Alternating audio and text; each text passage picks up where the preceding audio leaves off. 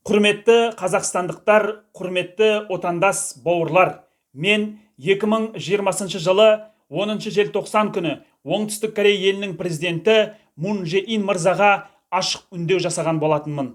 Үндеуде Корея елінде жүрген Қазақстан азаматтарына жұмыс визасы берілуі айтылған. Үндеу президент әкімшілігіне жетті. Енді менің бүгінгі үндеуім Қазақстан Республикасының президенті Қасым Жомарт Кемелұлы Тоқаевқа болмақ. Ассалаумағалейкум, құрметті Қасым Жомарт Кемелұлы Тоқаев мырза. Мен Самат Ахметов, Оңтүстік Кореяда өмір сүріп жатқан Қазақстан азаматымын. Кореяда жүрген 35 мың қазақстандықтың атынан олардың өтініштерін сізге жазып жатырмын. Құрметті Қасым Жомарт Кемелұлы Тоқаев мырза, сіз әрбір Қазақстан азаматтарын өміріне алаңдайтыныңызды білеміз. Корея елінде жүрген 35 мың қазақстандықтардың атынан сізге өтініш. Корея елінде жүрген Қазақстан азаматтарына қолдау көрсетіп, бізге заңды мигрант болуға жұмыс визасын ашып берулеріңізді сұраймыз. Бізде басқа елдер сияқты Кореяға заңды келіп, ауруханаларға түскен уақытта жеке басымыздың сақтандырылғанын қалаймыз. Ресми ақпараттар бойынша Оңтүстік Кореяда 35 мың Қазақстан азаматтары бар. Олардың 10 мыңы заңсыз мигранттар. Елшілікте тіркелгендердің саны 1000 адам. Төтенше жағдайлар кезінде қалған 9 мың адамның өмірі не болмақ? Қазіргі уақытта Кореяның барлық ауруханаларында отандастарымыз әртүрлі жарақаттармен ем алып жатыр. Біз, блогер журналистер қолдан келгенше қайырымдылық жасаймыз. Алайда барлығына бірдей көмек беру мүмкін емес. Бір жылдың ішінде 35 Қазақстан азаматтары әртүрлі жағдайларда қайтыс болды. Марқұмдардың денесін Қазақстанға туған жер топырағына жеткізу үшін 8 миллион вон кетеді. Бұл Қазақстан ақшасымен 3 миллион теңге. 3 миллион ақшаны Қазақстанда қара халыққа табу оңай емес. Егер азаматтардың жеке бастары сақтандырылғанда, денесін елге жеткізу біз үшін әлде қайда жеңіл болар еді. Өкінішке орай, қара халықтан ақша жинауға мәжбүр боламыз. Туу мен көшіп келу тұрғындар санын көбейтеді. Халық санын көбейту қоғамның негізгі мәселелерінің бірі.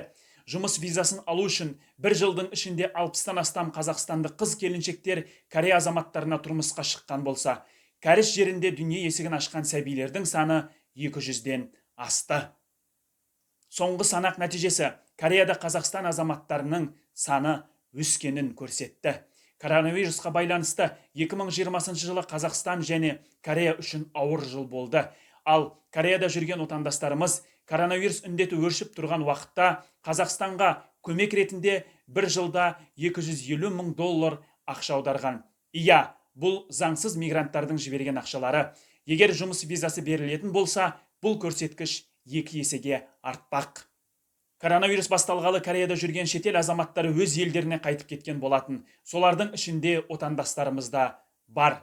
Коронавирусқа байланысты Кореяда көптеген завод, фабрикалар, құрылыс алаңдары, жұмысшылар жоқтығын, адам саны жетпей жатқанын көрсетті. Егер мүмкіндік болса, Қазақстан азаматтары Кореяға қайта келіп, жұмыстарын ары қарай жалғастыра алады. Оңтүстік Кореяға жұмыс іздеп келген көптеген қазақстандықтар жұмыс визасы жоқтығына байланысты құжаттар жағынан қиыншылықтар болып жатады. Егер Қазақстан азаматтарында жұмыс визасы болса, Қазақстан азаматтары Кореяда үлкен өндіріс орындарында емін еркін жұмыс атқарып, өздерінің жеке құқықтарын заң алдында қорғай алады. Еңбек визасымен жұмысқа жылдам әрі оңай орналасуға болады. Артық қағазбастылық жоқ.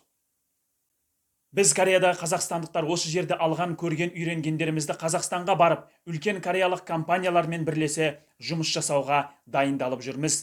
Алайда барлығы заңды құжат жүзінде болғаны жақсы. Біз жастарға қолдау көрсетіп, бізді қолдауыңызды сұраймыз. Қазақстанның Оңтүстік Кореядағы елшілік өкілдері отандастарымыздың өмірі үшін алаңдап, әрқашанда көмек қолдарын созуға дайын. Алайда елшілік әрбір қазақстандықтың жеке басын сақтандырып, оларға жұмыс визасын бере алмайды. Бүгінгі күні Қазақстанда Оңтүстік Корея капиталы бар 500-ге жуық компания жұмыс істейді. Соңғы жылдары Hyundai, LG, Samsung, SK сияқты компаниялар Қазақстанда табысты жұмыс атқаруда. Қазақстанда Корея компанияларының белсенділігі жоғары. Қазақстан Корея үшін маңызды, қауіпсіз әрі тұрақты серіктес саналады. Қазақстан мен Оңтүстік Корея арасындағы бизнес байланыс жаңа сатыға көтерілмек. Егер Қазақстан Корея бойынша жұмыс визасы ашылатын болса, бұл екі мемлекет үшін де ортақ жұмыс болмақ. Мен 2020 жылы 10 желтоқсан күні Кореяның президенті Мун Чже Ин мырзаға ашық үндеу жасадым. Үндеуде Қазақстан азаматтарына жұмыс визасы берілуі айтылған. Жасалған үндеу Корея президент әкімшілігіне жетті. Енді осы үндеуге Қазақстан Республикасының президенті Қасым Жомарт Кемелұлы Тоқаев мырзаның да араласқанын және бізге Қазақстан Корея бойынша жұмыс визасын ашып берулеріңізді сұраймыз. Егер бізге жұмыс визаларын ашып берсеңіздер, біз биліктен баспана да жоғары жалақылы жұмыс та талап етпейміз.